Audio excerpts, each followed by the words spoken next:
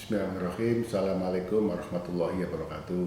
Alhamdulillah, pada kesempatan ini atas berkat rahmat Allah kita dapat bertemu untuk melanjutkan diskusi kita, untuk melanjutkan pembahasan materi hukum media massa.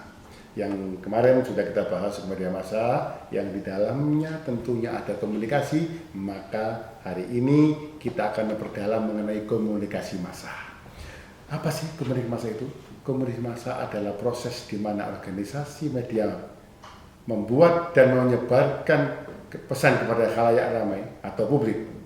Organisasi media ini akan menyebarluaskan pesan-pesan yang akan mempengaruhi. Pesannya akan mempengaruhi dan mencerminkan kebudayaan suatu masyarakat. Lalu informasi ini akan mereka hadirkan serentak pada khalayak luas yang beragam.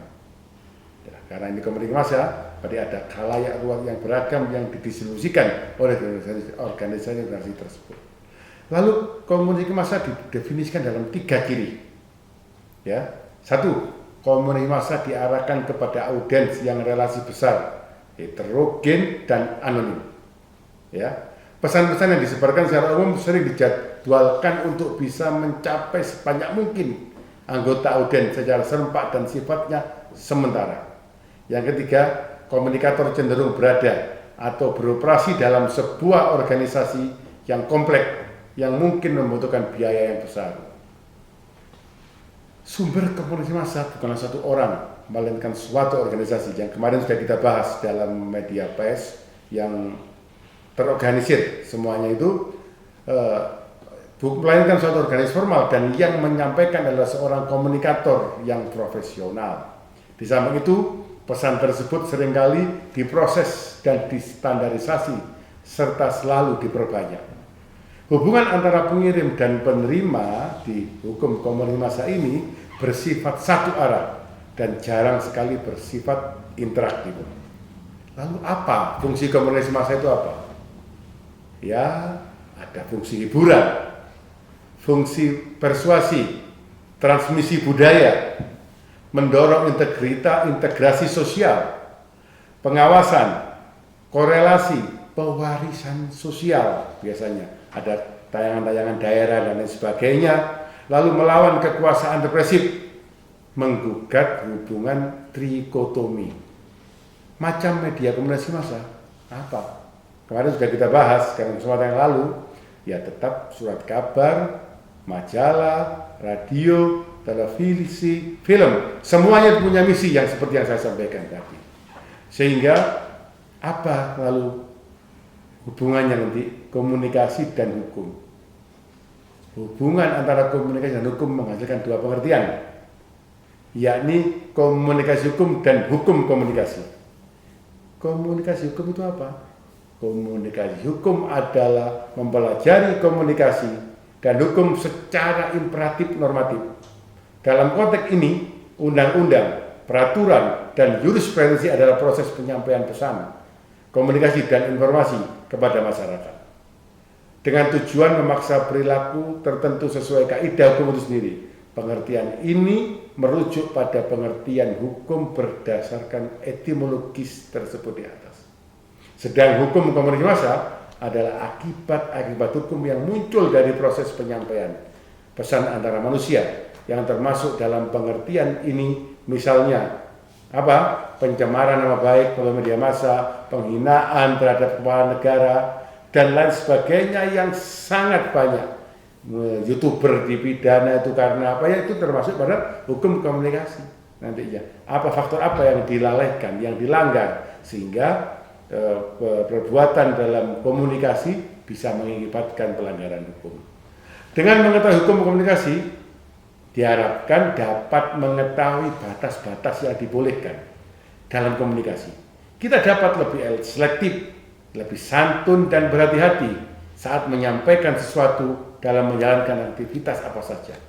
Kadang-kadang hal yang baik pada saat disampaikan dengan cara yang tidak baik, hal privasi dibuka atau tanpa izin menyampaikan sesuatu dari yang berhak, gambar dan sebagainya, informasi, itu dapat mengakibatkan pelanggaran hukum tadi dengan konsekuensi mendapat tuntutan atau mendapat hukuman. Hukum komunikasi adalah hukum yang mengatur kebebasan dan tanggung jawab antara manusia dalam proses penyampaian pesan, baik secara langsung, non-media ya, dan atau secara tidak langsung dengan media cetak maupun teknologi elektronik atau telekomunikasi. Tujuannya apa untuk hukum komunikasi ini? Agar hak dan kemerdekaan setiap orang dalam melakukan interaksi sosial atau berkomunikasi dapat berlangsung dengan aman dan penuh tanggung jawab dan seterusnya untuk keseimbangan. 5 hukum komunikasi yang efektif. Hukum respect, keharusan menghargai siapa lawan kita. Hukum empati, kemampuan menempatkan diri. Hukum audible, pesan yang dapat diterima. Hukum clarity, kejelasan pesan dan keterbukaan. Lalu hukum humble, yaitu sikap rendah. Hukum komunikasi massa, aturan tentang cara berkomunikasi massa dan penegakan hukum. Itu sesuatu yang tidak bisa lepas saat ini. Tiap perbuatan kita selalu ada resiko hukum yang harus dihadapi apabila melakukan kesalahan dan menggunakan media dalam melakukan komunikasi. Lalu apa sih dibuatnya hukum komunikasi ini? Tujuan hukum komunikasi itu apa? Atau lebih dalamnya lagi, tujuan hukum komunikasi massa itu apa? Pertama, untuk mengendalikan komunikasi. Jadi kalau kita kesepahaman bersama jalan antara pemerintah, antara organisasi atau lembaga komunikasi dengan masyarakat ini sama, membuat suatu kesepakatan batasan A, batasan B, batasan C, ya agar apa? Tidak saling mengganggu antara satu dan lainnya, saling sama satu tujuan untuk hukumnya. Tujuan apa? Kesepahamannya. Saya tidak akan menilai hukum kita saat ini, tapi setidaknya punya tujuan untuk apa? Masyarakat, lembaga penyiaran, lembaga komunikasi kita anggap secara luas, dan pemerintah bisa jalan bersama. Kedua, untuk mengatur komunikasi massa agar berperilaku wajar. Jadi kesepahaman jalan, hukumnya ada batas-batasnya, tentunya harus berperilaku wajar, terukur untuk menjalankan tujuan komunikasi kita. Jadi semua tujuan itu semua harus ada dasar hukumnya, tidak hanya komunikasi saja. Kita saja dalam olahraga ada hukumnya olahraga, dalam sepak bola ada hukumnya, dalam pergaulan ada hukumnya, dalam perdagangan. Komunikasi yang dulu sangat kecil sekarang ini hampir untuk melindungi perdagangan, untuk melindungi komunikasi, semua dari komunikasi. Salah komunikasinya mengakibatkan tuntutan hukum. Lalu apa saja aturan-aturan hukum yang terkait dengan komunikasi massa?